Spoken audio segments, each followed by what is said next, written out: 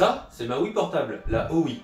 Vous préférez peut-être la PS2? Bah ça tombe bien, aujourd'hui on va rendre une PS2 portable et on va essayer de la rendre la plus fine possible et voire la plus fine du monde.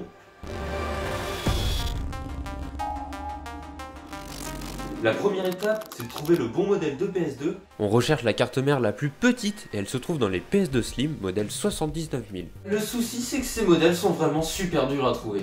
Heureusement, un ami qui habite en Espagne en avait deux. Il m'a proposé de m'en envoyer une. J'ai tout de suite accepté. Et donc si ce projet a pu voir le jour, c'est en grande partie grâce à lui. Donc merci à toi si tu passes par là.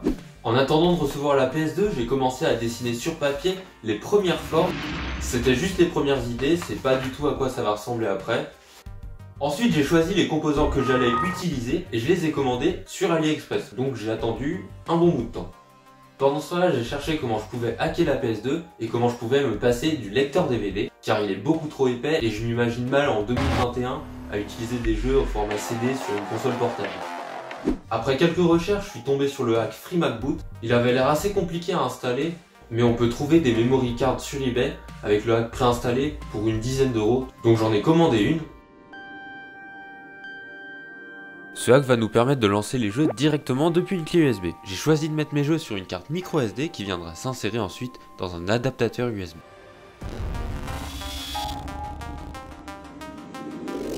Je viens de recevoir la PS2 et la carte FreeMacBoot. Donc c'est parti, on va pouvoir commencer la miniaturisation. On va d'abord commencer par démonter la console et on va garder que la carte mère. Et pour miniaturiser la console encore plus, on va découper la carte mère.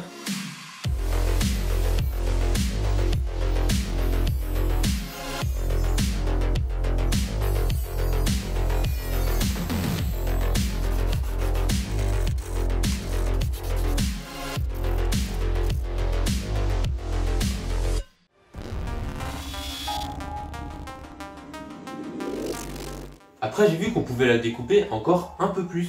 Du coup j'ai tenté, à ce moment-là je savais vraiment pas si la PS2 allait encore fonctionner ou si je l'avais totalement tuée. Pour savoir ça, il va falloir que je l'alimente par ces différentes tensions. Pour ça, j'ai utilisé le même circuit que pour ma Wii portable, le RVL PMS. Il me restait plusieurs PCB et les composants qu'il faut pour en monter un. Du coup j'en ai monté un, en l'adaptant pour avoir les tensions de la PS2. J'ai relié tous les fils du régulateur jusqu'à la PS2. On va voir si ça marche. Non. Quand j'ai vu qu'il n'y avait rien qui s'affichait à l'écran, je pensais que j'avais cassé la carte mère. Du coup, ce que j'ai fait, j'ai demandé de l'aide sur le forum BitBuild. Et quelqu'un m'a fait remarquer que j'avais simplement oublié de brancher le 5 volts sur la puce vidéo. Du coup, j'ai connecté le 5 volts et j'ai réessayé. Et là, ça marche. Super, maintenant que la PS2 découpée fonctionne, on peut passer à la prochaine étape. Ça va être le choix des composants pour la rendre portable et la plus fine possible.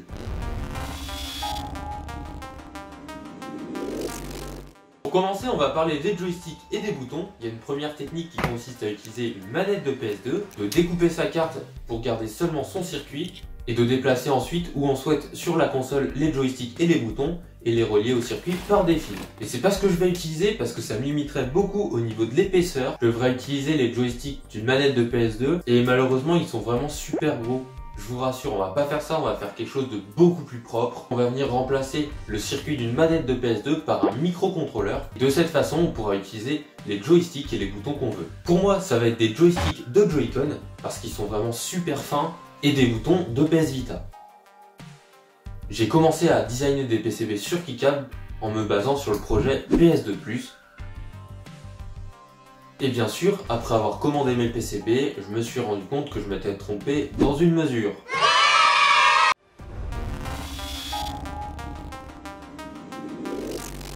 Bon, maintenant on va essayer de trouver un écran, et j'ai pas mal galéré avant de trouver l'écran idéal. J'ai d'abord testé un écran de 7 pouces, mais je trouvais ça beaucoup trop grand. Du coup j'ai commandé un 5,6 pouces en 4 tiers, mais malheureusement la qualité était pas géniale, et je suis pas fan du format d'écran 4 tiers. Du coup je suis parti à la recherche d'un écran un peu plus petit que le 7 pouces, et je suis tombé sur un écran de 6,5 pouces, qui je pense fera très bien l'affaire. Du coup je l'ai commandé, et j'ai attendu de le recevoir.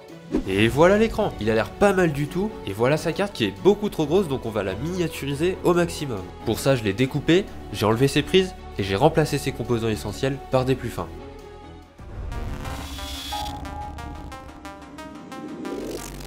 La PS2 Slim est une console qui chauffe vraiment très peu, j'ai fait des tests et comme vous pouvez le voir, même sans refroidissement, et en jeu, la console a vraiment du mal à dépasser les 60 degrés. C'est génial parce que ça veut dire que je vais pouvoir diminuer la taille du système de refroidissement et c'est surtout ça qui va me permettre de rendre la PS2 beaucoup plus fine. Et donc pour refroidir la PS2, je vais utiliser ce petit ventilateur de MacBook super fin ainsi que ce petit dissipateur en aluminium que je vais poncer pour le mettre à la même hauteur que le ventilateur.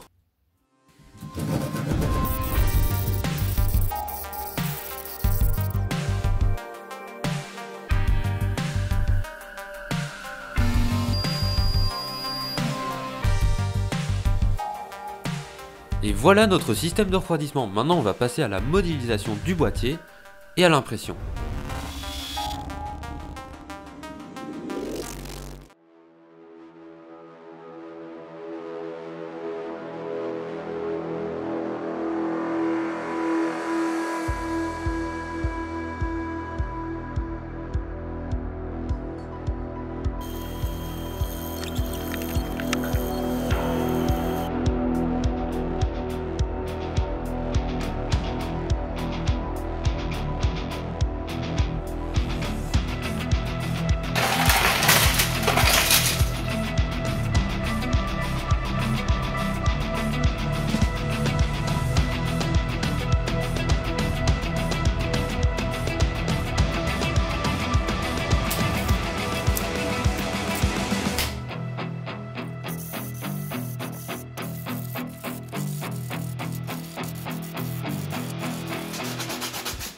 Au début je pensais laisser la PS2 de cette couleur, mais beaucoup de gens m'ont fait remarquer que c'était moche, et ils avaient totalement raison, donc j'ai décidé de la peindre en blanc.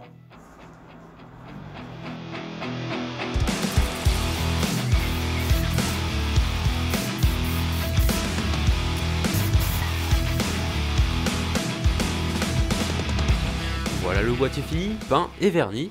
Alors oui, j'avais déjà monté les composants de la partie du bas et ils étaient pas retirables. Du coup c'est pour ça qu'ils sont comme ça, je les ai protégés avec du scotch de masquage pendant la peinture et ça s'est bien passé. Maintenant qu'on a quasiment tous les composants, on va pouvoir passer à l'assemblage. J'ai reçu les PCB de JLC PCB, on va pouvoir monter les composants dessus.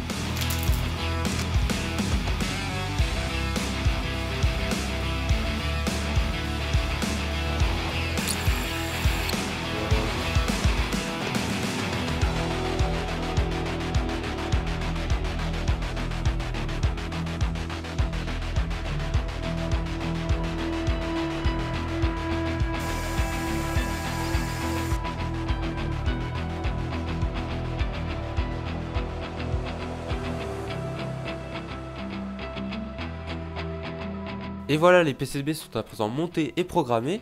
Et j'ai même réussi à réparer mon erreur dans le placement des boutons en les déplaçant et en les reliant avec des petits fils de cuivre. Ensuite j'ai fait des impressions de test pour les ajuster aux boutons et au joystick. Et il y a des trous qui passaient dans les boutons, du coup j'allais pas mettre des vis dans les boutons donc j'ai fait des petits trous ailleurs. Et après ces petites modifs, on va enfin passer au montage final.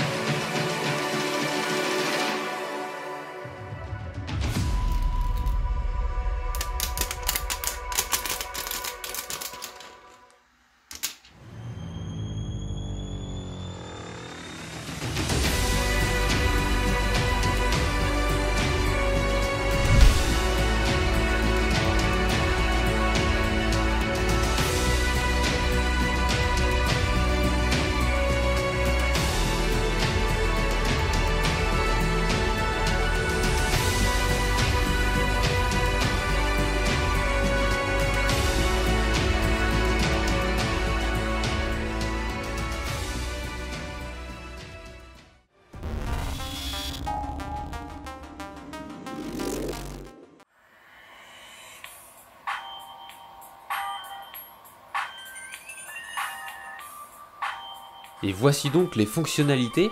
On a d'abord le bouton volume plus qui permet d'augmenter le son. On peut monter le son tellement fort que le haut-parleur ne suive plus et sature. Et on a bien sûr le bouton de diminution du volume. On peut aussi brancher un casque sur la console, le son se coupera et ira directement dans le casque. Pour recharger la console, on a une prise USB-C sur le dessus, qui est compatible Power Delivery. Ça me permet d'avoir du 12 volts, ce qui permet de charger la console et de pouvoir y jouer en même temps. Et on a bien évidemment quelque chose de très pratique, l'indicateur de niveau de batterie et de charge.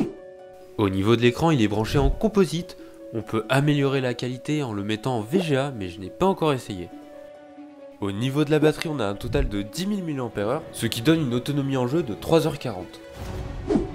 La grosse question, c'est jusqu'à quelle épaisseur j'ai réussi à miniaturiser la PS2. On peut voir qu'elle est déjà plus fine que ma Wii portable, elle est aussi moins haute et moins large, mais ça c'est dû à l'écran, la Wii je peux la miniaturiser encore beaucoup plus. Et elle mesure seulement 22 mm d'épaisseur, ce qui en fait sûrement la PS2 portable la plus fine du monde. En tout cas pour l'instant je n'ai pas vu d'autres consoles portables faites à base de vraies PS2 aussi fines que ça. Trop fort, je parie que tu t'attendais pas à ça.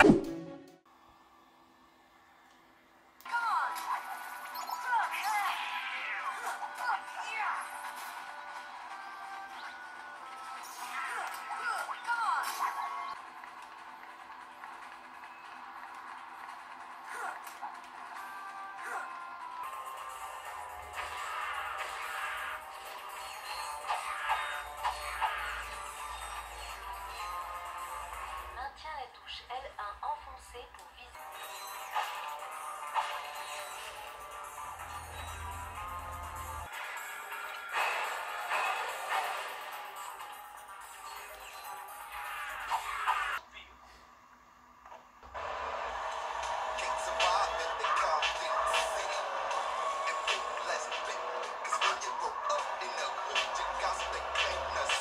La PS2 portable est finie. C'était vraiment un gros projet, ça m'a pris des mois pour le faire. Ça m'a pris beaucoup plus de temps et beaucoup plus de galères que pour la Wii portable. D'ailleurs, une petite compilation des galères pour finir.